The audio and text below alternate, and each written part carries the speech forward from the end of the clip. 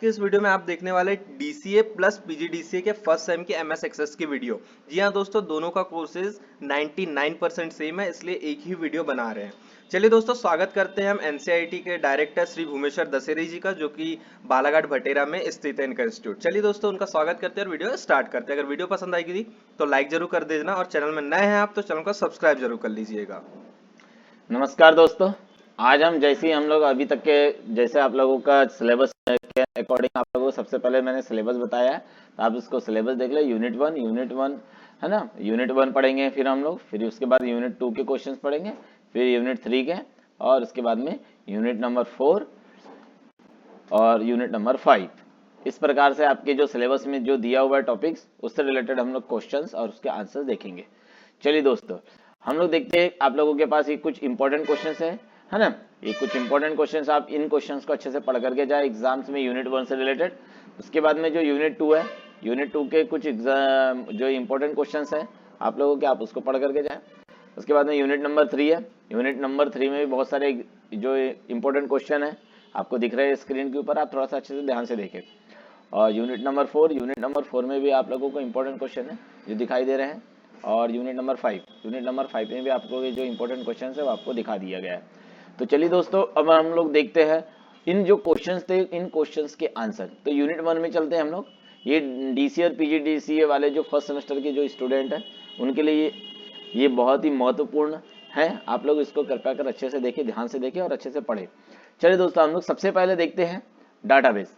Database, आप लोगों को डाटाबेस का मतलब होता है, डाटाबेस एक डाटा सिस्टम का एक कलेक्शन होता है। जो क्या होता है आपको पता ही है कि जो डाटा होता है हमारा कहाँ होता है, कंप्यूटर में स्टोर होता है ना। जिससे क्या करता है, यूजर अपने वर्कों को क्या करता है, डेटा के साथ क्या आसानी से क्या करता है, इनपुट करता है और उसे एक्सेस करने और उसे एनालिसिस करने की क्या करता है, परमिशन देता है।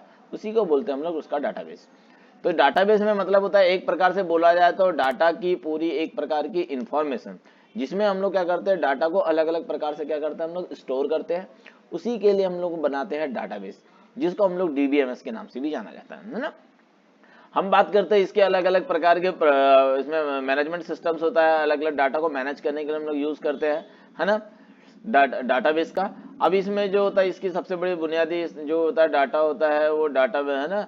इसमें क्या होता है, बहुत ही लार्ज अमाउंट में आप डाटा को स्टोर कर सकते हो, है ना। इसके लिए अलग अलग प्रकार के जैसे अलग अलग प्रकार के सॉफ्टवेयर होते हैं, जैसे MS एक्सेस होता है, ओरेकल होता है ना, माई एसक्यूएल सर्वर होता है। तो ऐसे अलग अलग सॉफ्टवेयर है जिसकी सहायता से हम लोग क्या करते हैं, डाटाबेस है ना क्रिएट करते हैं। अब ये डाटाबेस में हम लोग क्या करते हैं, डाटा को क्या कर सकते हैं, जोड़ सकते हैं, करेक्शन कर सकते हैं, उसे हटा भी सकते हैं। मतलब सभी प्रकार के डाटा से संबंधित सभी प्रकार के कार्य को आसानी से हम लोग कर सकते हैं डाटाबेस की सहायता से। हम बात करते हैं, इसके बाद में हम लोग बात करेंगे कि डाटाबेस जो होता है, डीबीएमएस क्या है, और डाटाबेस मॉडल के प्रकार को समझाइए। डाटाबेस मैनेजमेंट सिस्टम एक सॉफ्टवेयर है जिसका उपयोग करके डाटाबेस बनाने के लिए एवं उसे मैनेज करने के लिए इसका यूज किया जाता है ना, जिसे हम लोग क्या बोलते हैं, डाटाबेस के नाम से जानते हैं। अब ये जो डाटाबेस की अगर हम लोग कुछ बात करें तो एक प्रकार का बोला जाए तो ये प्रोग्रामर के द्वारा इसे क्या किया जाता है, डाटा को क्या करता है, व्यवस्थित करने के लिए हम लोग यूज करते हैं, या बोले जाए तो डाटा को क्रिएट करने के लिए, मैनेज करने के लिए और उसे अपडेट करने के लिए हम लोग किसका यूज करते हैं, डीबीएमएस का यूज करते हैं।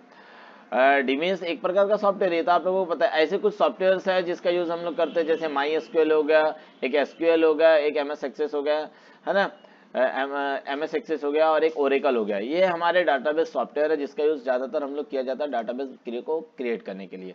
अगर हम लोग बात करें डाटाबेस के प्रकार की, डाटाबेस के प्रकार अलग अलग प्रकार के होते हैं, आपको सामने स्क्रीन पे दिखा रहा हूँ मैं। जैसे होता है हायरार्की डाटाबेस में, मेरा डाटाबेस होता है, रिलेशनल डाटाबेस होता है ना, या रिलेशनल मॉडल होता है आप लोगों का, नेटवर्क मॉडल होता है, ऑब्जेक्ट ओरिएंटेड डाटाबेस मॉडल होता है, एंटिटी रिलेशनशिप मॉडल होता है, डॉक्यूमेंट मॉडल होता है, एंटिटी एट्रीब्यूट वैल्यू मॉडल होता है, एक स्टार स्कैम। ये अलग अलग प्रकार के ऑब्जेक्ट रिलेशनल मॉडल, अलग अलग प्रकार के आप लोगों के क्या होते हैं, डाटाबेस के प्रकार होते हैं, है ना, मॉडल के प्रकार होते हैं। तो आपको इसको अच्छे से पढ़ करके जाना है, बहुत ही महत्वपूर्ण है आप लोगों के एग्जाम्स के लिए।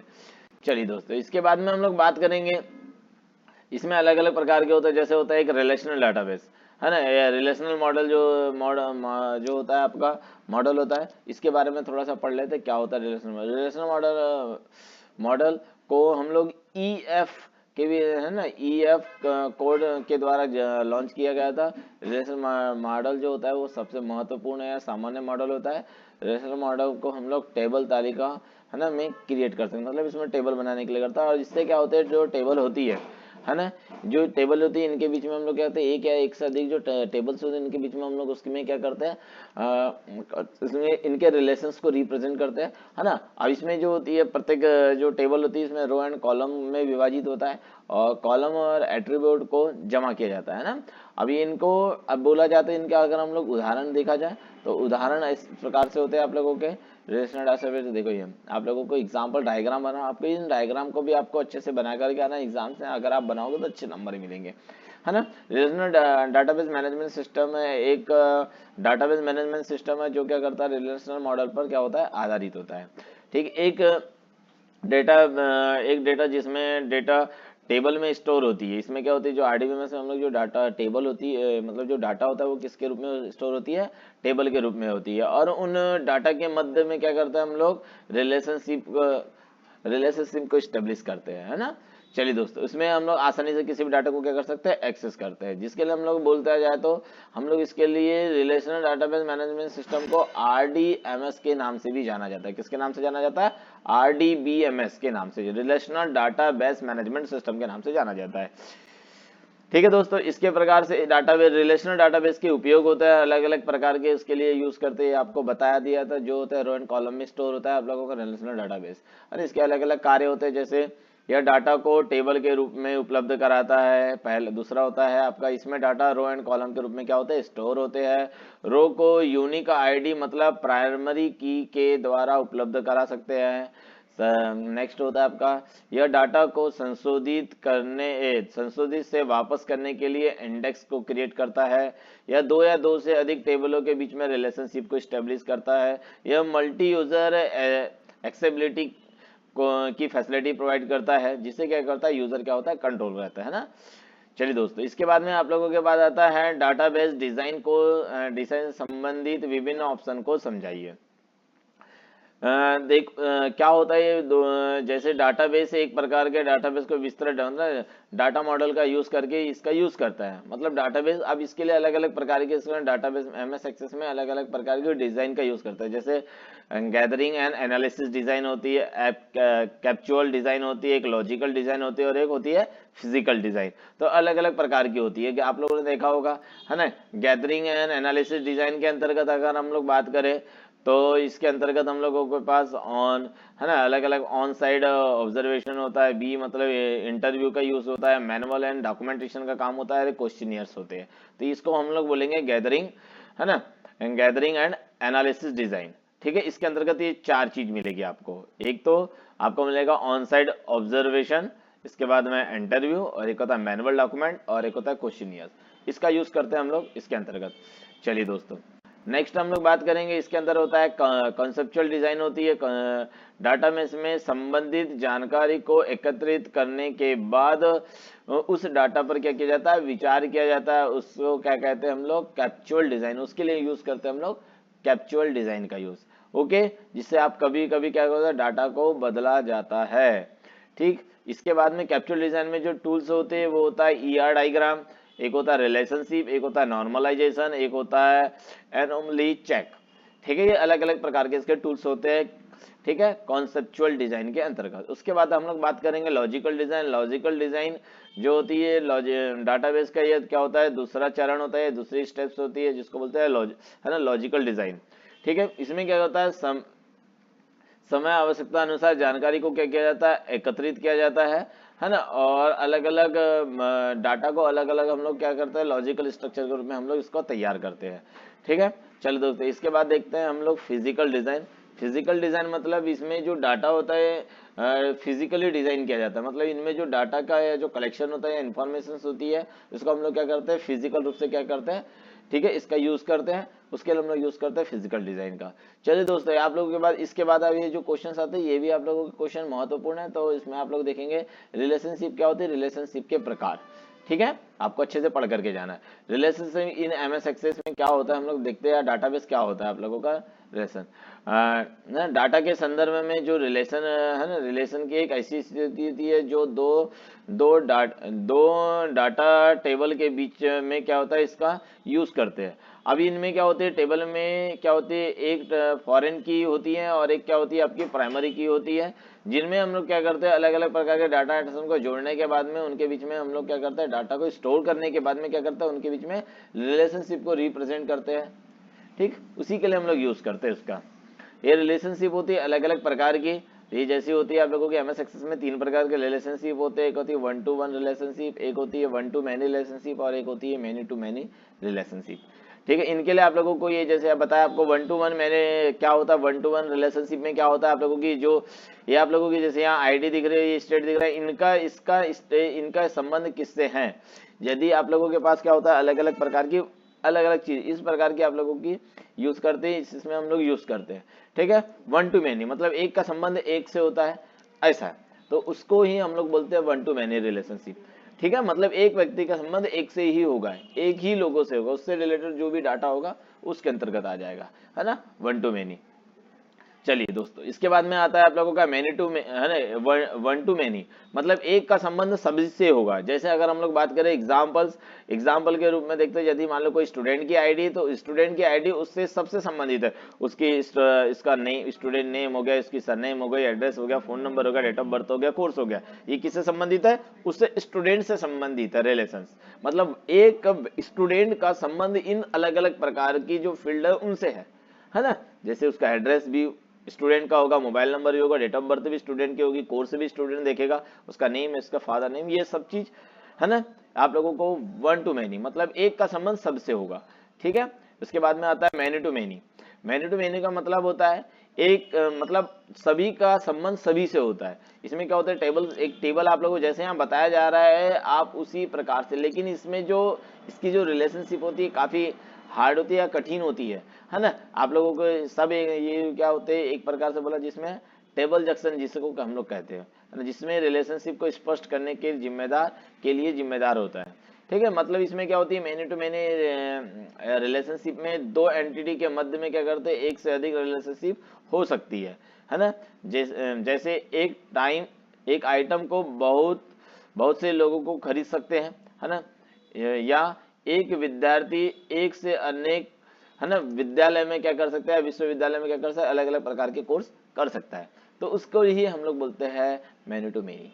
चलिए दोस्तों, इसके बाद में आता है आप लोगों का इंटीग्रिटी रूल। इंटीग्रिटी रूल को आप लोग रेफरेंसिटी या इंटीग्रिटी रूल के नाम से जानते हैं। इंटीग्रिटी रूल्स ये बहुत ही महत्वपूर्ण है आप लोगों के लिए, आप इसको अच्छे से पढ़ें। जब हम लोग क्या करते हैं डाटाबेस डिजाइन करते हैं तो डाटा रेडिडेंसी को कम करने के लिए है ना, कम करने के लिए अपने डाटाबेस इंफॉर्मेशन को कई प्रकार से विषय आधारित टेबल में क्या किया जाता है, डिवाइड किया जाता है या विभाजित किया जाता है। ठीक है, उसी को बोला जाता है उसकी इंटीग्रिटी रूल। अब ये इंटीग्रेटेड रूल उदाहरण के लिए जैसे 1 to many रिलेशनशिप का जो यूज होता है आप लोगों के एक टेबल से प्राइमरी की लेते हैं, वैसे ही मेनी टेबल में हम लोग क्या करते हैं अलग अलग प्रकार की मेनी टेबल मतलब इससे अलग अलग मेनी टेबल की वैल्यू को लेते हैं बहुत सारी। ठीक है, तो अलग अलग चीज को इनके बीच में क्या है, इनके रिलेशंस क्या है, इनके रूल्स क्या है, इसको रिप्रेजेंट करते हैं। ठीक है, एंटिटी। ठीक है, तो आप लोगों को इसको पढ़ना है, आपको बहुत थ्योरी है, आप इसको थोड़ा सा अच्छे से पढ़ करके मैं स्क्रीन पे दिखा दिया हूँ, है ना, बहुत सारी चीज होती है आप उसको अच्छे से देखें। ठीक है, एंटिटी रूल्स के अंदर इन एमएस एक्सेस के जो एंटिटी रूल्स होते हैं वो अलग अलग उसको 3 भागों में डिवाइड किया गया है। 3 भागों मतलब होता है इन फोर्स एंटिटी है ना, रिफरेंशियल एंटिटी, एक होता है case code update related field, और एक होता है आपका case code delete related field. ये अलग अलग प्रकार की होती है, तो आप लोगों को इसको अच्छे से पढ़ करके जाना है नहीं, क्या होती है इसकी थ्योरी यहाँ पर लिखी हुई है, आप इसको अच्छे से देख करके जाए। उसके बाद में ये जो क्वेश्चन है नॉर्मलाइजेशन, ये क्वेश्चन बहुत ही महत्वपूर्ण होने वाला है आपके लिए, हर बार क्वेश्चन पूछा जाता है, इसको भी अच्छे से पढ़ करके जाए, है ना। नॉर्मलाइजेशन डेटाबेस को डिजाइन करने का एक है ना, डेटाबेस डिजाइन को सरल बनाता है, इससे डेटाबेस को नॉर्मलाइजेशन या डेटा नॉर्मलाइजेशन के नाम से भी जाना जाता है। नॉर्मलाइजेशन डाटाबेस को डिजाइन का एक महत्वपूर्ण हिस्सा होता है क्योंकि इसमें डाटाबेस है ना को गति एवं सटीकता से क्या होता है है ना, क्रिएट किया जा सकता है ना। ये आप लोगों की क्या है, एक बोला जाता है नॉर्मलाइजेशन एक ऐसी टेक्निक है जिससे रिलेशन डाटाबेस को डिजाइन करने के लिए किया जाता है। नॉर्मलाइजेशन दो प्रक्रिया में होती है, जो डाटा से रिपीटिंग ग्रुप को हटाकर टेबल के रूप में रखती हैं और इसके बाद रिलेशन टेबल से एक जैसी यानी कि डुप्लीकेट एंट्री को भी क्या करती है, रिमूव करती है। उसी को बोलता है उसका नॉर्मलाइजेशन। नॉर्मलाइजेशन का वर्क रिड्यूसिंग को कम करना होता है और रिडंडेंसी को कम करने का अर्थ होता है एक इंफॉर्मेशन को एक ही बार स्टोर करना। एक ही इंफॉर्मेशन को एक से ज्यादा बार स्टोर कर, है ना, स्टोरेज करने से क्या होती है, उसकी स्टोरेज कैपेसिटी बढ़ जाती है। कोई डाटा को आपको बार बार स्टोर नहीं करना है, एक ही बार आप किसी को स्टोर करते हो तो उससे अगर आप किसी डाटा को बार बार स्टोर करोगे तो क्या होगा, उससे स्टोरेज कैपेसिटी बढ़ जाएगी। तो आपको ऐसा नहीं करना है। उसके लिए हमारे पास जो होता है एक अल्टर भी कर सकते हैं हम लोग इंफॉर्मेशन को करने के लिए, है ना। अल्टर करने का मतलब उसमें करेक्शन भी कर सकते हैं। फिर उसके बाद में हम लोग बात करें उसके अलग अलग प्रकार के नॉर्मलाइजेशन के बेनिफिट्स की। तो बेनिफिट्स की बात करें तो हम लोग बात करते हैं, देखते हैं पॉइंट वाइज आप लोग। यह डाटा रिडेंडेंसी को क्या करता है, कम करता है। अर्थात क्या करता है, डुप्लीकेट डाटा को मतलब वो क्या करता है, एडजस्ट कर देता है। ओके, यह क्या करता है, शून्य वैल्यू मतलब नल वैल्यू को है ना काम करता है, नल वैल्यू के साथ ज्यादा वर्क करता है ना। यह अधिक कॉम्पैक्ट डाटाबेस के परिणाम को देता है ना, मतलब कम डाटा रिडेंडेंसी या शून्य वैल्यू को के कारण होता है ये सब चीज, है ना। अब ये क्या होता है, यह क्या होता है, डाटा का क्या करता है, संशोधित, है ना, करने का वर्क करता है ना। यह क्या करता है, क्यूरी सरलता से बनती है, मतलब इसमें जो क्यूरी होती है उसको हम आसानी से रन कर सकते हैं सरलता से, ठीक है। यह डाटाबेस स्ट्रक्चर को स्वच्छ एवं समझने में आसान होता है, मतलब इसके कारण क्या होता है, हम लोग जो डाटाबेस बनाते हैं उसको आसानी से इजी टू अंडरस्टैंड, आसानी से समझ सकते हैं या बनाने में मदद प्रोवाइड करता है ना। ये क्या करता है, आप लोगों के बिना डाटाबेस को विस्तार रूप से करता है। साथ में इसमें हम लोग क्या कर सकते हैं, इंडेक्स को खोजना होता है, सॉर्ट करना होता है, तेजी क्रिएट करना होता है फास्टली। तो ये सब करने के लिए ही हम लोग किसका यूज करते हैं, नॉर्मलाइजेशन का यूज करते हैं। समय हम लोग बात करें उदाहरण के लिए, तो उदाहरण इसके नॉर्मलाइजेशन के अलग अलग प्रकार के होते हैं, है ना। आप लोगों को दिख रहा होगा सिनेमा का एक उदाहरण है नॉर्मलाइजेशन, ठीक है। आप लोगों ने देखा होगा यहाँ बताया गया है कि जैसे आप लोग सिनेमा में जब जाते हैं तो ये इससे रिलेटेड चीज ये इस प्रकार से चीज होती है, ठीक है दोस्तों। नॉर्मलाइजेशन के हम लोग प्रकार की बात करें तो होता है आपका, है ना, एक होता है 1NF मतलब फर्स्ट नॉर्मल फॉर्म, ठीक है। उसके बाद में होता है आप लोगों का सेकंड नॉर्मल फॉर्म और उसके बाद में होता है थर्ड नॉर्मल। मतलब नॉर्मलाइजेशन को 3 भागों में डिवाइड किया गया है, ठीक है। फर्स्ट नॉर्मलाइजेशन में क्या होता है, आप लोगों का 1FF के नाम से भी जाना जाता है उसको, है ना। टेबल में कोई भी डुप्लीकेट रो नहीं होनी चाहिए, है ना। नेक्स्ट पॉइंट होता है इसमें प्रत्येक एक सेल में सिंगल वैल्यू होनी चाहिए। नेक्स्ट पॉइंट होता है इसका कॉलम में एंटिटी का प्रकार एक जैसा ही होना चाहिए। अगर हम लोग बात करें सेकंड नॉर्मल फॉर्म की, तो इसमें क्या होता है, एक टेबल या रिलेशन तब सेकंड नॉर्मल फॉर्म में होती है जब वह फर्स्ट नॉर्मल फॉर्म की सभी जरूरतों को पूरा करती है और सभी नॉन की एट्रीब्यूट पूरी तरह से प्राइमरी की पर क्या होती है, डिपेंड होती है, ठीक। उसी को बोलते हैं सेकंड। सेम है आपका थर्ड नॉर्मल फॉर्म में क्या होता है आप लोगों का कि जो इसमें थर्ड नॉर्मल फॉर्म में क्या होता है, सेकंड नॉर्मल फॉर्म मतलब जो होता है सेकंड जो फॉर्म होता है उसकी जरूरत को तो पूरा करना ही होता है आप लोगों को, लेकिन इसमें क्या होता है ना, ट्रांजिटिव फंक्शन डिपेंडेंसी नहीं होनी चाहिए, मतलब एक प्रकार की ट्रांजिटिव फंक्शन डिपेंडेंसी नहीं होनी चाहिए, है ना। चलिए दोस्तों, उसके बाद में आपका एमएस एक्सेस की थोड़ा सा कभी इंट्रोडक्शन पार्ट आप लोगों को पूछा जा सकता है। तो आपका एमएस एक्सेस होता क्या है ना, ये किस लिए होता है, ये आप लोगों को मैंने ऊपर बता चुका हूँ, है ना। इसके सभी प्रकार के भागों को भी रिप्रेजेंट करना है, तो आप लोगों को बताना है कि एमएस एक्सेस क्या होता है, इसके विंडो का लेआउट क्या होता है, आपको इसको अच्छे से थोड़ा सा देखते हुए चलना है। मतलब आपको एमएस एक्सेस के बारे में आप लोगों को पूरी चीज पता होनी चाहिए, क्या क्या होता है इसका इंफ्रास्ट्रक्चर, मतलब रिबन कौन कौन सी होती है ना। जैसे आप लोगों को बताया गया कि कौन कौन सी इसके अंतर्गत रिबन होती है, ये आप लोगों के सामने दिखा दे रहा हूँ। व्यू रिबन होती है, क्लिपबोर्ड होती है, ये सब आप लोगों को देखो दिखाई दे रहा है। विथ इसमें अलग अलग प्रकार की मिनिमाइज और मैक्सिमाइज द रिबन अलग है ना। आप किसी भी जो आप लोगों की विंडो होती है उसको रिबन्स को हम क्या कर सकते हैं, मिनिमाइज भी कर सकते हैं और क्या कर सकते हैं, मैक्सिमाइज भी कर सकते हैं आसानी से। ठीक है, एक होता है आपका क्विक एक्सेस टूल बार भी होती है इसके अंतर्गत। जैसे MS Word Excel PowerPoint में होता है वैसे ही चीज एमएस एक्सेस के अंतर्गत भी होता है। इसमें भी सेम आप लोगों के है ना बैक स्टैक व्यूज होता है आपका। इसमें नेविगेशन पैन होते हैं, इसमें अलग अलग मिनिमम मैक्सिमम नेविगेशन पैन भी किया होता है। तो ये सब चीज होती है इसके अंतर्गत अलग अलग। ठीक है, object of MS Access 2013। Object मतलब कौन कौन से ऑब्जेक्ट को हम जोड़ सकते हैं। इसमें आप लोगों ने देखा होगा टेबल, इसमें हम लोग टेबल का यूज करते हैं। टेबल एक ऑब्जेक्ट है जिसका उपयोग करके क्या करते हैं, डाटाबेस है ना, डाटा को क्या करते हैं हम लोग स्टोर करने के लिए यूज करते हैं। एक प्रकार का बोला जाए तो टेबल के फॉर्म में होता है आप लोगों का डाटाबेस। ठीक है, उसके लिए हम लोगों को टेबल आप लोगों को अलग अलग प्रकार से बनाना होती है। इसमें हम लोग यूनिक नेम मतलब यूनिक नेम का यूज करते हैं हमेशा। हाँ, जो आपकी फील्ड होनी चाहिए वो क्या होनी चाहिए, यूनिक होनी चाहिए। मतलब एक फील्ड को आप बार बार यूज नहीं कर सकते। इसमें आप लोगों ने देखा होगा प्राइमरी की को एक या एक से अधिक फील्ड है ना के रूप में क्रिएट कर है ना करने के लिए नहीं होता। मतलब आप प्राइमरी की का यूज कर सकते हो आप लोग है ना यूनिक की के रूप में। ओके, चलिए दोस्तों, उसके बाद में हम लोग बात करेंगे क्वेरी क्या होती है। क्वेरी है ना, क्वेरी अलग अलग प्रकार के आप लोगों को पता है। एक सिंपल लैंग्वेज में इसको हम लोग क्वेरी को समझते हैं है ना, जिसका क्वेरी का मतलब होता है एक प्रकार के क्वेश्चन से है ना, क्वेश्चनस मतलब आपके एक प्रकार कोई क्यूरीज है। आपने देखा होगा बहुत सारी चीज होती है, डाउट्स होते हैं हम लोगों को और वो चीज नहीं समझ में आती है तो हम लोग उसके लिए यूज करते हैं बहुत सारी चीज, किसी न किसी से पूछते हैं इन्फॉर्मेशन को प्राप्त करने के लिए। वैसे ही हमारे पास डाटाबेस रिकॉर्ड को बहुत ज्यादा अच्छे तरीके से सॉर्ट करना होता है, मतलब एक प्रकार से नए तरीके से चलाने की, जिससे आपका क्या हो है ना, डेप्थ न हो, मतलब उसमें आप लोगों को प्रॉब्लम्स न जाए। उसके लिए हम लोग क्या करते हैं, डाटाबेस के बीच में क्या करते हैं, क्यूरी चलाते हैं। ठीक है, ये क्या होता है, एक डाटाबेस के अंदर एक से अधिक क्या होती है आप लोगों को पता है, टेबल होती है। इन टेबल के मध्य क्या होते हैं, रिलेशनशिप क्रिएट करने के करके सूचना को प्राप्त किया जाता है। टेबल के अंदर कुछ सूचनाएं इस तरह से होती है कि जिनकी आवश्यकता हमें बार बार होती है। इसके लिए हमें टेबल को बार बार यूज करना होता है। एमएस एक्सेस में किसी टाइप के अंदर से सिलेक्टेड फील्ड की इंफॉर्मेशन को अलग अलग एक टेबल के रूप में रखा जा सकता है तथा उसे हम इसमें जो इंफॉर्मेशन होती है उसको भी आसानी से हम लोग क्या कर सकते हैं, यूज कर सकते हैं। ओके दोस्तों, चलिए उसके बाद में हम लोग बात करते हैं क्यूरी चलाना है ना।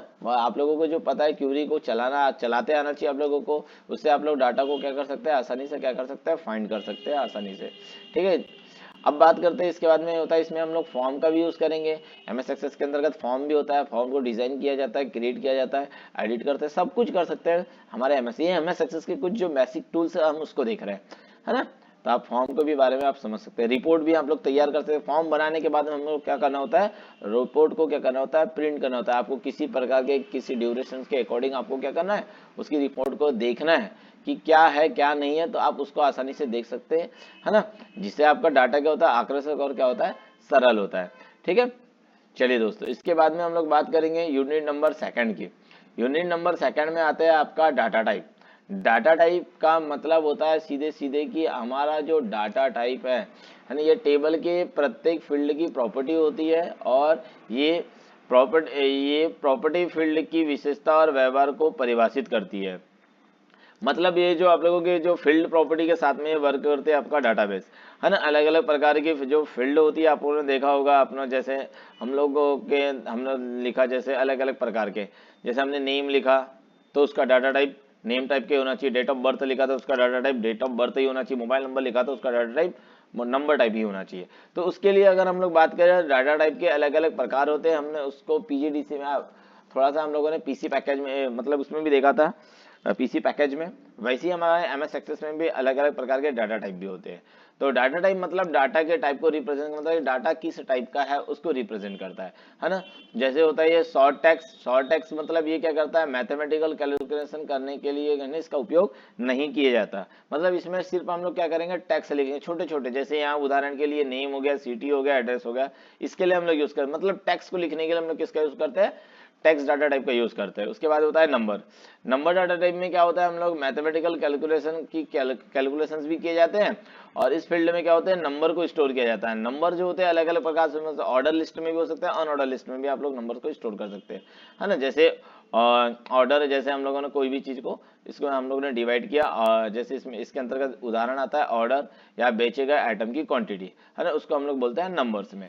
ठीक है, नंबर्स डाटा टाइप का यूज करते हैं। वैसे ही आप लोगों के सामने बहुत सारे उसके अलग अलग प्रकार के डाटा टाइप बता रहे हैं। जैसे जनरल का मतलब होता है इसमें सभी प्रकार के डाटा टाइप को स्टोर किया जाता है। करेंसी मतलब इसमें जो होता है मुद्राएं, मतलब जो आप लोगों के 100 रुपए, 200 रुपए, डॉलर, $1, $2, ये आपकी सब क्या करेंसी, अलग अलग देश की अलग अलग करेंसी होती है ना। वैसे एक प्रकार फिक्स होती है ना। फिक्स मतलब संख्यात्मक डाटा होता है। स्टैंडर्ड का मतलब होता है आप लोगों का दशमलव संख्या के साथ में डाटा यूज किया। परसेंटेज मतलब प्रतिशत के रूप में दिखाई देता है, और साइंटिफिक मतलब साइंटिफिक वैल्यू जो होती है उसके रूप में दिखाई देता है आप लोगों को। करेंसी आप लोगों को बताया, करेंसी मतलब जैसे ये आप लोगों को दिखाया, आप लोगों को जैसे जो कैलकुलेशंस होते हैं, है ना, इसमें क्या होता है, हम लोग डाटा को पैसे के रूप में स्टोर किया जाते हैं। मतलब 100 रुपए, 10 रुपए, मतलब अलग अलग 20 रुपए, आप इस प्रकार से हम लोग देख सकते हैं। जैसे यहाँ पर लिखा हुआ है रुपीज 4500 रुपए और डॉलर 520 रुपए। ये आप लोगों को मतलब सीधा सीधा पैसे को स्टोर करने के लिए इस डाटा का यूज, इस डाटा टाइप का यूज करते हैं। डेट एंड टाइम को स्टोर करने के लिए date and time data type का यूज करते हैं।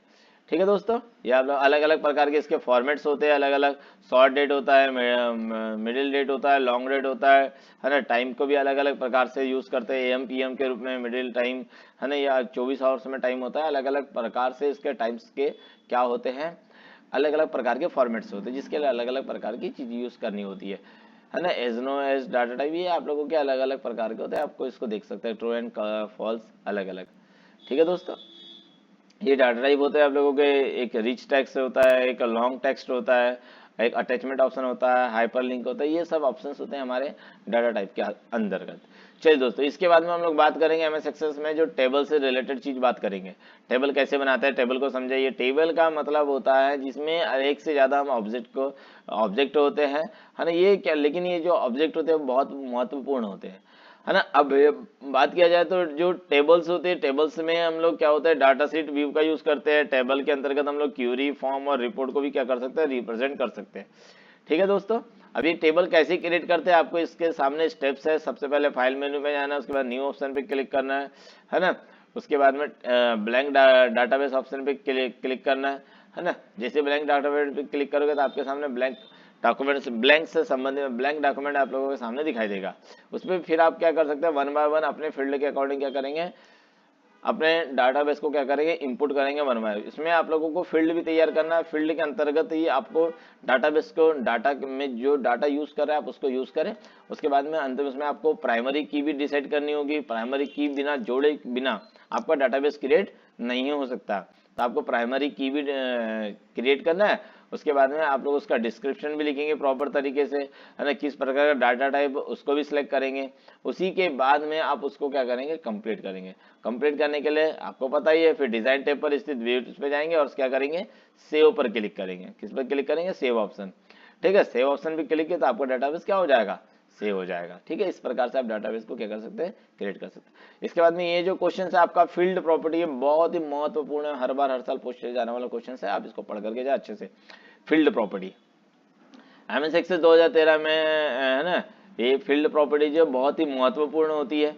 ठीक है, इसमें आप लोगों ने देखा होगा फील्ड प्रॉपर्टी, है ना, ये होती है, ये इसमें वर्तमान में जनरल और लुकअप लेवल 2 प्रकार के टैब पर हम लोग क्या करते हैं, टेबल डिजाइन ग्रिड में इसे सेलेक्ट किया जाता है अलग अलग। देखो ये होती है आप लोगों की पूरी फील्ड प्रॉपर्टी।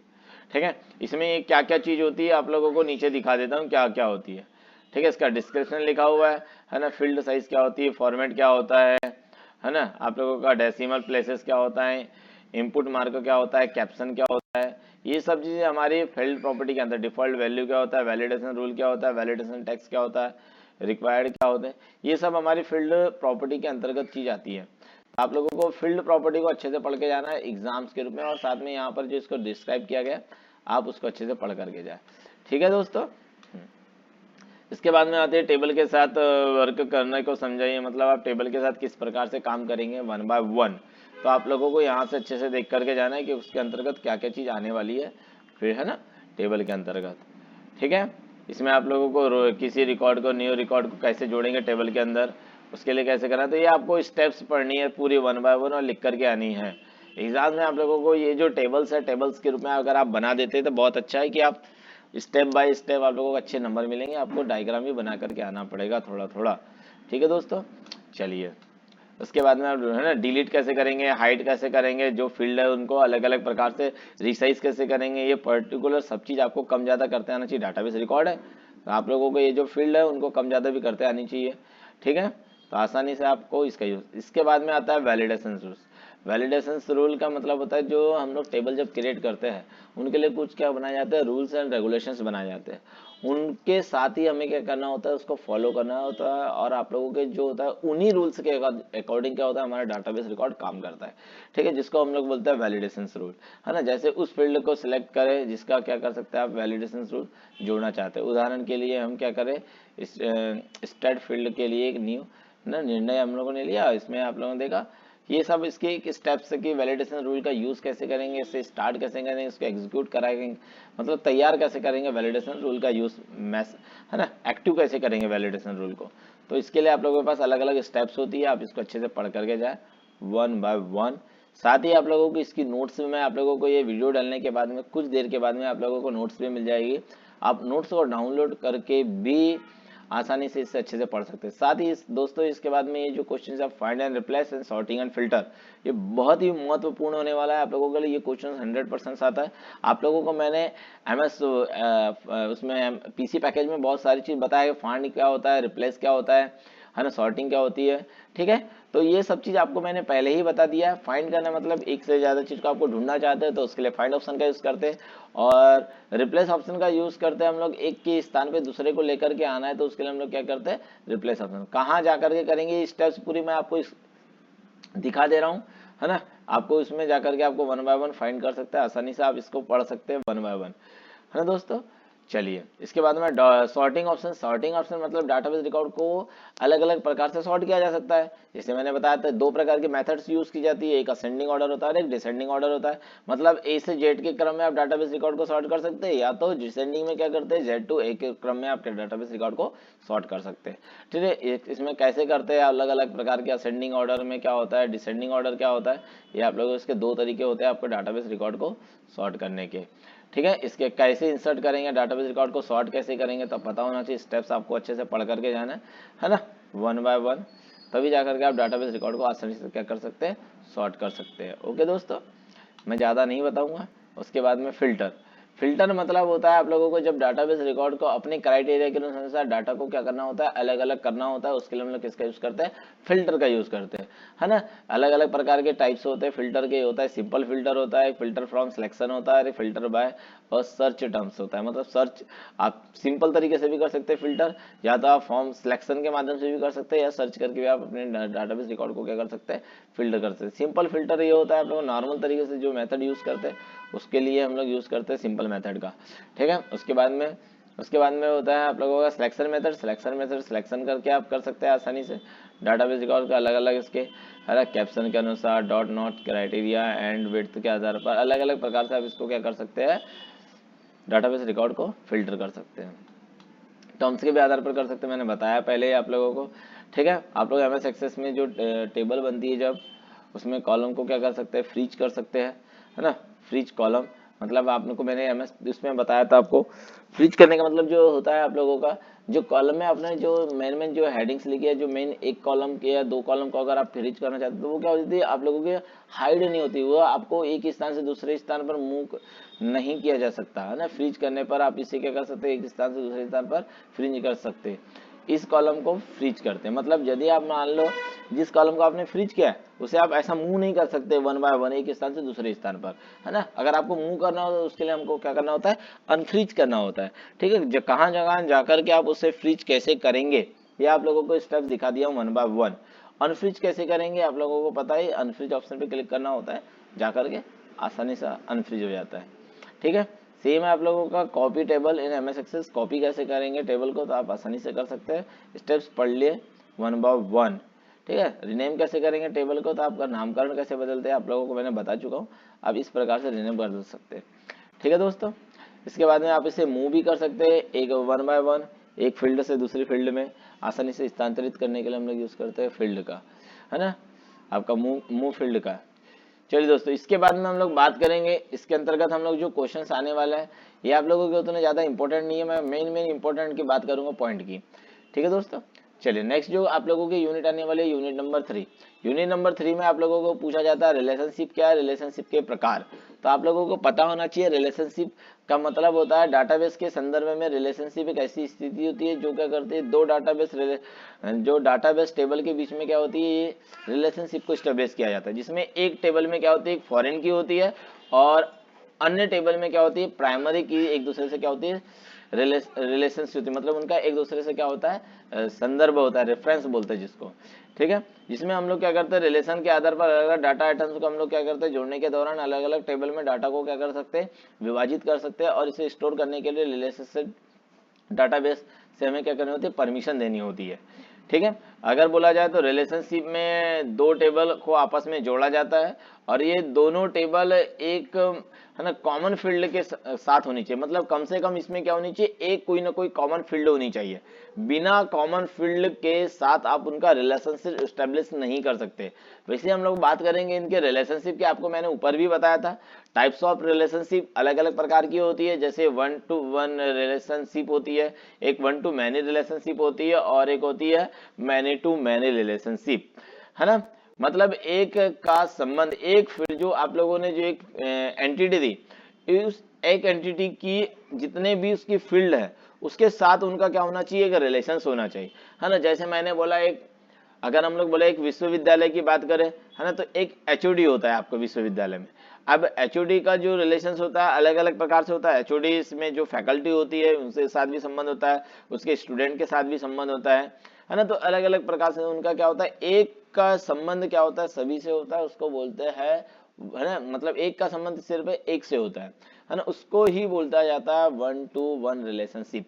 इसका मतलब आपको सिर्फ एचओडी का जो संबंध होगा, मेन जो फैकल्टी उन्हीं के साथ होगा, इनका स्टूडेंट के साथ कोई संबंध नहीं होगा, इस प्रकार से रिलेशनशिप होना चाहिए। चलिए उसके बाद में होता है 1 to many, मतलब एक का संबंध बहुत सारे लोगों से, मतलब मेनी से, मतलब बहुत सारे जितने अलग अलग फील्ड होती है उनसे होता है। जैसे यहाँ पर जैसे कोर्स है बनाया, ये एक कोर्स है, कोर्स को अलग अलग कोर्स अलग अलग जो हो सकते हैं अलग अलग से सबसे जुड़े हुए हैं, इस प्रकार से, है ना। तो यही हो गया आप लोगों का 1 to many। उसके बाद मैनी टू मैनी, मतलब एक का संबंध क्या होना चाहिए, सबसे होता है, ठीक है। तो उसके लिए हम लोग यूज करते हैं सभी से होता है, एक दूसरे से आपस में सब इनके क्या होते हैं, कनेक्टिविटी की जाती है, जिसके लिए यूज करता है मैनी टू मैनी रिलेशनशिप का। चलिए दोस्तों, उसके बाद में आप लोग कैसे क्रिएट करते हैं टेबल्स, आप लोगों का इसका आप लोगों के पास में आप लोगों को करते आना चाहिए प्रैक्टिकली। ये जो प्रैक्टिकली करेगा जो बच्चा, वही ये चीज थोड़ी सी कर पाएंगे, नहीं तो आप लोगों को पढ़ना पड़ेगा, बिना पढ़े हुए आप कुछ नहीं कर पाएंगे। ये प्रैक्टिकली चीजें एमएस एक्सेस में आपको जैसे पीसी पैकेज में था, है ना। आपको पता होना चाहिए क्यूरी क्या होती है, मैंने इसके पहले क्यूरी बता दिया आप लोगों को। ये क्वेश्चंस बहुत ही महत्वपूर्ण है, क्यूरी के प्रकार आपको इसको अच्छे से पढ़ करके जाना है, क्यूरी क्या होती है, क्यूरी के प्रकार क्या क्या होते हैं, ठीक है। अलग अलग प्रकार की क्यूरी होती है, अलग बोला जाए सिलेक्टेड क्यूरी होती है, एक्शन क्यूरी होती है, क्रॉस टाइप क्यूरी होती है, ये मैंने ऊपर भी बता चुका हूँ आप लोगों को, ठीक है। आपको उसको थोड़ा सा अच्छे से पढ़ करके जाना है एग्जाम के तौर पर। चलिए दोस्तों, इसके बाद में आप लोगों को क्यूरी कैसे बनाते हैं, क्यूरी बनाने के तरीके क्या होते हैं, तो उसके लिए आप लोगों को स्टेप्स देखनी है कि 1 by 1 क्यूरी कैसे बनाते हैं, ठीक है। तो आप लोगों को पता है क्रिएट टैब पे जाते हैं, उसके बाद क्यूरीज ग्रुप में से आप लोग क्या करते हैं, क्यूरी डिजाइन कमांड पर क्लिक करते हैं, ठीक है। उसके बाद में शो टेबल पर क्या डायलॉग बॉक्स होगा, उसमें क्या करेंगे, एड ऑप्शन पर क्लिक करना होता है टेबल में जाकर के, ठीक है। उसके बाद में आप लोग जितने भी क्यूरीज है आप उसको ऐड करते हैं 1 by 1 अपने अनुसार। जैसे यहाँ पर बताया गया फर्स्ट, है ना, first name, last name, state की सिटी, जीप कोड, अलग अलग प्रकार की फील्ड आपको यहाँ पर क्या करना होता है, 1 by 1 आपको जोड़ना होता है। उसके अनुसार हम लोग क्या करते हैं, रिकॉर्ड को अपने क्राइटेरिया के अनुसार क्या करना है, जिसके अनुसार हमें डाटाबेस रिकॉर्ड को अलग अलग करना है, तो उसको आपको सेलेक्ट करना होता है। और उसके बाद में आप क्यूरी की, है ना, क्यूरी को रन करेंगे। जब आप क्यूरी को रन करते हैं तो उसके अनुसार आपको क्या करता है, उसको आप सेव भी करना होगा अलग अलग कमांड के माध्यम से, तो सेव करेंगे और ओके बटन पर क्लिक करेंगे। ये आप लोगों को पूरी चीज 1 by 1 होनी चाहिए आप लोगों की, स्टेप बाय स्टेप, तभी जाकर के आप क्यूरी चला सकते हैं। ओके दोस्तों, चलिए क्यूरी का क्वेश्चन भी बहुत अच्छा है, आप लोग इसको पढ़ें। ये जो क्यूरी के अलग अलग प्रकार के होते हैं आप लोगों के, एक होता है डुप्लीकेट क्यूरी होती है, एक अनमैच क्यूरी होता है। ये बहुत ही महत्वपूर्ण क्वेश्चन है आप लोगों के एग्जाम्स के लिए भी कल के, चलो दोस्तों, तो आप लोगों को ये क्यूरी आप लोगों को मतलब सिंगल देखो, एक होती है आप लोगों की, है ना, फाइंड डुप्लीकेट क्यूरी, मतलब यदि आपने कोई क्यूरी बनाया आपने जिसका यूज बार बार बहुत सारे रिकॉर्ड मिल रहे हैं, मैच हो रहे हैं, तो आप लोग उसके लिए क्या करें, जितने भी डुप्लीकेट्स रिकॉर्ड है उसको आप क्या कर सकते हैं, मैच कर सकते हैं, पहचान और फाइंड करके आप उसके क्या कर सकते हैं, एक ही रूप में आप लोग उसको क्या कर सकते हैं, अरेंज कर सकते हैं रिकॉर्ड को। तो डुप्लीकेट रिकॉर्ड आप क्या कर सकते हैं, फाइंड क्यूरी का मतलब फाइंड डुप्लीकेट क्यूरी का यूज इसी प्रकार, मतलब जितनी भी जो क्यूरी आपने जिसका यूज बार बार आपने उस रिकॉर्ड को बनाया, तो आप उससे क्या करें, एक ही रिकॉर्ड आप तैयार कर सकते हैं, ठीक है, जिससे आप लोगों को तो पता है अगर हम लोग ऐसा करेंगे तो आप लोगों की जो स्टोरेज कैपेसिटी होगी काफी ज्यादा हो जाए, मतलब आप लोगों की स्टोरेज कैपेसिटी क्रिएट हो जाएगी। तो आप कैसे क्रिएट करेंगे, फाइंड, है ना, क्रिएट फाइंड डुप्लीकेट क्यूरी, तो आप लोगों की स्टेप्स आप लोगों को पूरी 1 बाय 1 लिखनी है एग्जाम्स के तौर पर। यहाँ पर जैसे जैसे बताया जा रहा है ना, पूरे आप लोगों को पढ़ करके जाना है 1 बाय 1, एक एक। आपको जब तक ये नहीं करेंगे प्रैक्टिकल ही है, प्रैक्टिकल के ना आपको ऐड करना होता है आप लोगों को, है ना, जो फील्ड है उसको क्या करना होता है, डुप्लीकेट वैल्यू फील्ड में आपको 1 बाय 1 ऐड करना होता है, स्टेप बाय स्टेप, ठीक है। इस प्रकार से जब हम लोग करते हैं इस प्रकार, एक होता है अनमैच, अनमैच क्यूरी जो मैच नहीं करती है आप लोगों की क्यूरी, अलग अलग प्रकार की होती है, कभी मैच नहीं होती, न्यू क्यूरी का यूज कर सकते हैं आप आसानी से, जिसको बोलते हैं अनमैच क्यूरी, ठीक है। चलिए, उसके बाद में हम लोग बात करें कि जो इसमें आती है आप लोगों के बाद में इंटीग्रेटेड रूल्स, आप लोगों को मैं बता दिया इंटीग्रेटेड रूल, आपको इंटीग्रेटेड रूल को भी अच्छे से पढ़ करके जाना है। ये आप लोगों को मैं इसके पहले ही बता चुका हूँ ऊपर में, स्टार्टिंग जब हम लोग बात किए थे सेम है ना, जो इंटीग्रेटेड रूल्स क्या होते हैं, कितने प्रकार के होते हैं, कौन कौन से होते हैं, आप लोगों को मैंने बता चुका हूँ, बार बार मैं वही चीज आप लोगों को रिपीट नहीं करूंगा, ठीक है। इसके बाद में आता है बहुत ही महत्वपूर्ण होता है आपका एमएस एक्सेस के लिए जॉइंट टाइप। तो जॉइंट टाइप को आपको पढ़ना है कि एमएस जॉइंट टाइप होता क्या है, ठीक है।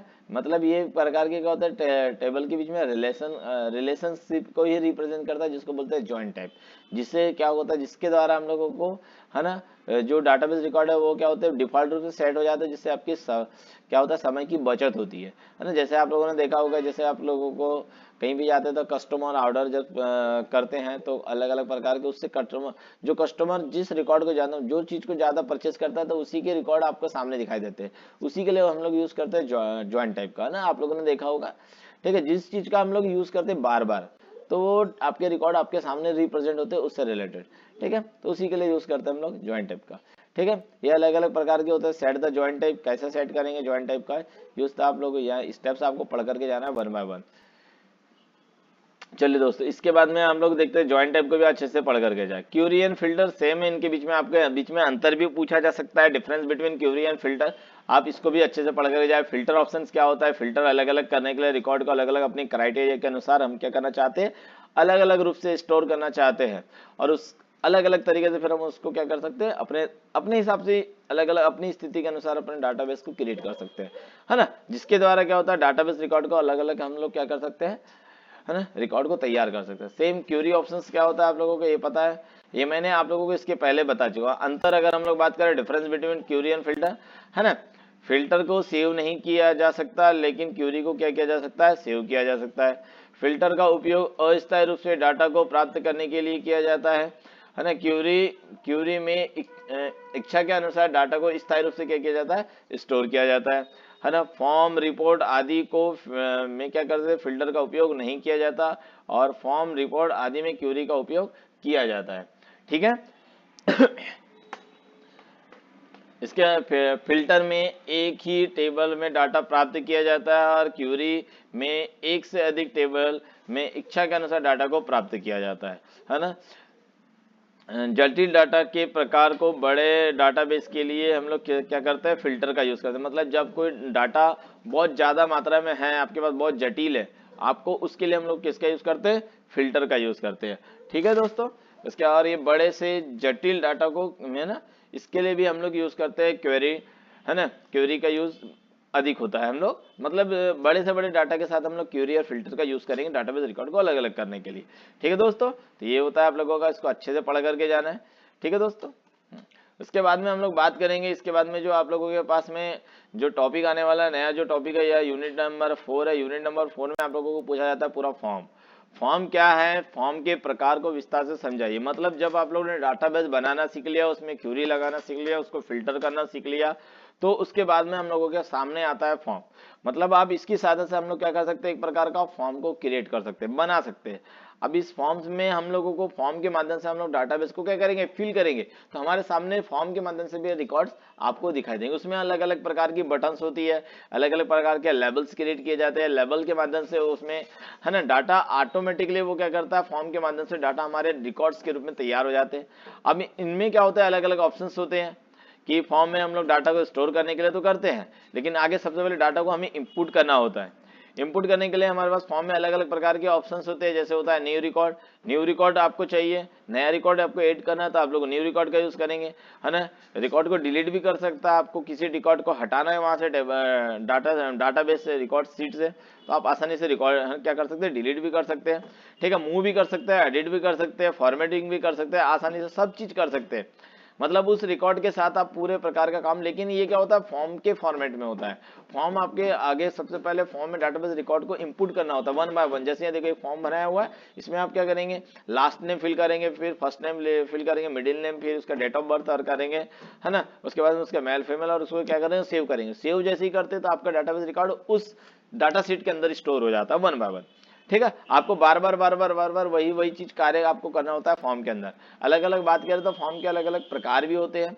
जैसे होता है एक होता है कॉलमनर फॉर्म, है ना। एक होता है टेबुलर फॉर्म। टेबुलर के हम इसमें कॉलम के फॉर्म में जो एंट्री की जाती है वो क्या होती है, टेबल के फील्ड के अनुसार कॉलम फॉर्मेट में क्या होती है, व्यवस्थित होती है। और ये टेबुलेटेड फॉर्म में क्या होती है, जो आप लोगों के जो रिकॉर्ड्स होते हैं एक हिसाब से, ना ये क्या होती है, सभी इसमें सभी टेबल में सभी फील्ड टेबल के फॉर्मेट में होती है। मतलब ये टेबल के फॉर्मेट में होती है सभी फील्ड। एक होता है डाटा सीट, इसमें डाटाबेस टेबल डाटा सीट के फॉर्मेट में दिखाई देता है। यह एक एक्सेल सीट की तरह ही होता है। किसके होता है, एक्सेल, एमएस एक्सेल में जो आप लोगों ने देखा उसकी जगह होता है। एक होता है जस्टिफाइड, है ना। इसमें टेबल को क्या किया, एक स्टैंडर्ड फॉर्म में सेट किया जाता है और इसमें रिकॉर्ड को देखना आसान होता है और इसमें एक ही समय में एक रिकॉर्ड को देखा जाता है। इसके एक प्योर चार्ट होता है आपका। प्योर चार्ट विभिन्न प्रकार के चार्ट को सपोर्ट करता है। इसके द्वारा टेबल डाटा को ग्राफ के रूप में रिप्रेजेंट किया जाता है, जिसके लिए हम लोग यूज करते हैं प्योर चार्ट का। ओके, जिसमें दो कॉलम के बीच में एक डाटा क्या करता है, वो ग्राफ खींचता है। दो कॉलम्स के बीच में स्तंभ के एक एक्स अक्ष हो गया, एक वाई अक्ष हो गया, इनके बीच में क्या होता है, ग्राफिक्स को डिजाइन किया जाता है। ठीक है, उसके बाद में हम लोग देखते हैं एमएस एक्सेस में फॉर्म को कैसे क्रिएट करते हैं। फॉर्म को क्रिएट करने के लिए क्या क्या करना होता है, तो फॉर्म को क्रिएट करने के लिए मेथड नीचे बताई गई है वन बाय वन, है ना। कहाँ कहाँ पर जाना है आप लोगों को अच्छे से देखते हुए आपको वन बाय वन फॉर्म को इस प्रकार से आपको क्या करना है, क्रिएट करना है ना, वन बाय वन। उसके बाद में आपको फॉर्म क्रिएट किया तो उसको सेव भी करना पड़ेगा। सेव करने के लिए ऑप्शन है आपके पास, सेव ऑप्शन, सेव कर दिए तो आपका पास जो फॉर्म हो जाएगा वो क्रिएट हो जाएगा। How to create a form using wizard, using wizard के माध्यम से आप फॉर्म को कैसे क्रिएट करते हैं, तो विजार्ड के माध्यम से भी आप फॉर्म को क्या कर सकते हैं, क्रिएट कर सकते हैं। उसकी अलग अलग स्टेप्स है। यहाँ पर जो बताया गया है विजार्ड के माध्यम से आपको फॉर्म को क्रिएट करने की मेथड बताई गई है। ठीक है, आप विजार्ड के माध्यम से आप आसानी से क्या कर सकते हैं, फॉर्म को क्या कर सकते हैं, क्रिएट कर सकते हैं वन बाय वन, है ना। अलग अलग मेथड्स होती है आप लोगों को फॉर्म को क्रिएट करने की, जिसके माध्यम से आप फॉर्म को आसानी से क्या कर सकते हैं, क्रिएट कर सकते हैं। उसके बाद में हम लोग ये जो फॉर्म होता है, फॉर्म में हेडर एंड फुटर को भी अप्लाई कर सकते हैं। हेडर एंड फुटर आप लोगों को पता ही एक प्रकार का बोला जाता है, ऊपरी वाला जो हिस्सा होता है वो हेडर कहलाता है। फुटर जो होता है डॉक्यूमेंट हमारा जो होता है उसके नीचला वाला जो हिस्सा होता है उसको बोलते हैं फुटर। ठीक है, मतलब आप फॉर्म के ऊपर या नीचे आप लोग जो जब हम लोग डिजाइन करते हैं तो उसके लिए आप ऊपर या नीचे हेडर एंड फुटर को क्या कर सकते हैं, सेट कर सकते हैं वन बाय वन। ठीक है दोस्तों, इस प्रकार इसके बाद में आता है आप लोगों के सामने अलग अलग प्रकार के, आप लोगों ने देखा होगा कम्बो बॉक्स। कम्बो बॉक्स का यूज किया जाता है, हम लोग अलग अलग प्रकार से कम्बो बॉक्स का यूज करते हैं। ठीक है, क्योंकि इसमें अलग अलग प्रकार के यूज करते हैं। ठीक है, हम लोग इसमें जो हम लोग बात कर रहे हैं तो इसके लिए अलग अलग प्रकार के बटन्स भी होती है, अलग अलग प्रकार के, आप उसका भी यूज करते हैं एमएस एक्सेस में। ठीक, तो वन बाय वन हम लोग जब भी इसमें यूज करते हैं, फॉर्म बनाते हैं तो अलग अलग प्रकार के ऑप्शंस का यूज करते हैं। इसके अंतर्गत चेक बॉक्स भी होता है, ऑप्शंस बटन भी होती है, टॉगल बटन्स भी होती है। ये हमारे फॉर्म के अंदर हम आसानी से बना सकते हैं।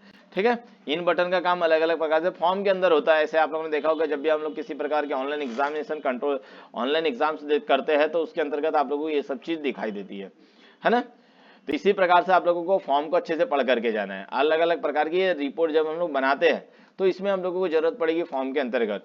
ठीक है, अलग अलग प्रकार की लिस्ट तैयार करना है आप लोगों को फॉर्म में, तो आप लिस्ट तैयार कर सकते हैं 1 बाय 1, उससे ना उसमें आप लोग अलग अलग बटन भी लगा सकते हैं, ये सब चीज आसानी से कर सकते हैं। ठीक है, साथ में आप लोगों को बताया गया ये भी क्वेश्चन इंपॉर्टेंट है आप लोगों को, टेम्पलेट्स में है ना, टेम्पलेट से डाटाबेस कैसे बनाए, मतलब जो टेम्पलेट्स दिए हुए रहते हैं आप उससे आप डाटाबेस कैसे बनाएंगे। तो सेम तरीका आपको ब्लैंक, जैसे हम लोगों ने ब्लैंक डॉक्यूमेंट तैयार करते थे वैसे ही आप लोग सब टेम्पलेट भी आप क्रिएट कर सकते हैं। Working with form in MS Access, ठीक है, आप कार्य कैसे करेंगे फॉर्म के साथ, मतलब इसमें आप लोग क्या क्या कर सकते हैं। कार्य में आ जाता है ऐड फील्ड फॉर्म, मतलब आप लोग फील्ड को कैसे ऐड करेंगे। उसके बाद में आता है ऐड फील्ड, तो डिफरेंट टेबल, दूसरे टेबल में आप फील्ड को कैसे ऐड करेंगे, है ना। उसके बाद में हाइड फील्ड फॉर्म, मतलब फॉर्म में आप लोग हाइड कैसे करेंगे। ये अलग अलग प्रकार से हम लोग इसका यूज कर सकते हैं। ठीक है, उसके बाद में हम लोग बात करेंगे उससे रिसाइज कैसे कर सकते हैं, अलग अलग प्रकार से हम लोग उसको रिसाइज भी कर सकते हैं। ठीक है, मतलब इसको कम ज्यादा कर सकते हैं आसानी से। ठीक है दोस्तों, फॉर्म के जो साइज होती है उसको आप लोग क्या कर सकते हैं, कम ज्यादा भी आप कर सकते हैं, रिड्यूस कर सकते हैं। ठीक है, उसके बाद में उसके इसको एक स्थान से दूसरे स्थान मूव भी कर सकते हैं या कंप्रेस भी कर सकते हैं आसानी से। ठीक है दोस्तों, इसी प्रकार से हम लोग ये आप लोगों की जो थी यूनिट नंबर 4 कंप्लीट होती है। इसके बाद में हम लोग बात करेंगे लास्ट यूनिट, जिसमें आप लोगों को पूरा पढ़ने को मिलेगा रिपोर्ट्स और रिपोर्ट कितने प्रकार की होती है इसके बारे में आप लोगों को पढ़ने को मिलेगा। मतलब रिपोर्ट क्या होती है, रिपोर्ट कैसे तैयार होती है, रिपोर्ट के अंतर्गत हम लोग किस किस का यूज करते हैं, इसमें हेडर क्या क्या चीज होती है, रिपोर्ट के अंतर्गत कौन कौन से सेक्शंस होते हैं, इसके अंतर्गत आप लोगों को रिपोर्ट से जो सेक्शंस होते हैं, रिपोर्ट में 3 प्रकार के सेक्शन होते हैं, एक होता है हेडर, एक होता है डिटेल और एक होता है फुटर। मतलब ऊपरी वाला जो हिस्सा होता है उसको हेडर बोलते हैं, बीच में जो हम लोग जहां पर मैटर लिखना चाहते हैं, जो जिसमें पूरी इंफॉर्मेशन डिटेल रूप से स्टोर होती है, ठीक है, उसको बोलते हैं हम लोग डिटेल। और इसके बाद फुटर होती है जो आप लोगों का निचला हिस्सा होता है जिसको बोलते हैं फुटर। ठीक है, आप लोगों को मैंने पहले ही बहुत बार बता चुका हूं कि हेडर क्या होता है, फुटर क्या होता है, ये बहुत ही बार आप लोगों को बता चुका हूं। हम लोग बात करेंगे रिपोर्ट की, अलग अलग प्रकार की रिपोर्ट होती है, कॉलमनर रिपोर्ट होती है, टेबुलर रिपोर्ट होती है, ये इसको मैंने ऊपर बता चुका हूँ, मैं यहाँ पर ज्यादा बात नहीं करूंगा। चलिए दोस्तों हम लोग बात करते हैं, इसके बाद में आप लोगों को पूछा जाता है जो रिपोर्ट होती है आप लोगों की MS एक्सेस में, अलग अलग सिंगल रिपोर्ट होती है और मल्टी रिपोर्ट होती है। तो ये कैसे क्रिएट करेंगे, सिंगल रिपोर्ट क्या होती है, मल्टी रिपोर्ट क्या होती है, 1 बाय 1 आप लोगों को नीचे विस्तार से आप लोगों को बताते जा रहा हूँ, आप उसको अच्छे से पढ़े, ये मैंने पहले ही बता चुका हूँ, बार बार आप लोगों को नहीं बताऊंगा। ठीक है दोस्तों, इसके बाद में आप लोगों को बताया कि रिपोर्ट को कैसे क्रिएट करते हैं। रिपोर्ट को क्रिएट करने का मेथड देखो यहाँ पर आप लोगों के सामने लिखी हुई, आपको पढ़ना पड़ेगा, बिना प्रैक्टिकली आप इस चीज को नहीं कर पाएंगे, आपको प्रैक्टिकली ही आपको करना ही पड़ेगा 1 बाय 1। ठीक है, आप लोग क्रिएट कैसे करते हैं रिपोर्ट को, यूजिंग विजार्ड की सहायता से आप रिपोर्ट कैसे तैयार करते हैं। तो आप लोगों की रिपोर्ट कैसे तैयार करते हैं विजार्ड के माध्यम से आप लोगों को बताई गई है 1 बाय 1। ठीक है दोस्तों, तो इस प्रकार से आप लोग इस क्वेश्चंस को पढ़े। इसके बाद में एक जो लास्ट क्वेश्चन होने वाला है आपके सामने, ये है आप लोगों का लास्ट है कि जब हम लोग रिपोर्ट बनाते हैं, रिपोर्ट को हमें बना तो लिया आपने, लेकिन उसको क्या करना पड़ेगा, प्रिंट भी करना पड़ेगा। और प्रिंट करने के बाद में आप चाहते हो उसको एक्सपोर्ट कैसे करेंगे, है ना, मतलब आप उसको जो रिपोर्ट बनाए आपने उसको कैसे PDF में या JPG अलग अलग प्रकार के फॉर्मेट्स में आप कैसे करेंगे। तो प्रिंट करने के लिए, तो रिपोर्ट को प्रिंट करने के लिए प्रिंट रिपोर्ट ऑप्शन का यूज करते हैं, और एक्सपोर्ट करने का मतलब होता है उस रिपोर्ट को अलग अलग प्रकार के फॉर्म में सेव करना, उसको ही हम लोग बोलते हैं उसको एक्सपोर्ट करना। ये आप लोगों को क्वेश्चन बहुत ही ज्यादा पूछा जाता है, अक्सर आने वाला क्वेश्चन है, तो आप लोगों को इसको अच्छे से पढ़े कि जो रिपोर्ट बना रहे हैं हम उसको कैसे एक्सपोर्ट करेंगे, उसको कैसे प्रिंट करेंगे 1 बाय 1। तो आप लोगों को अच्छे से पढ़ करके जाना है इसमें। ठीक है दोस्तों, सो थैंक यू।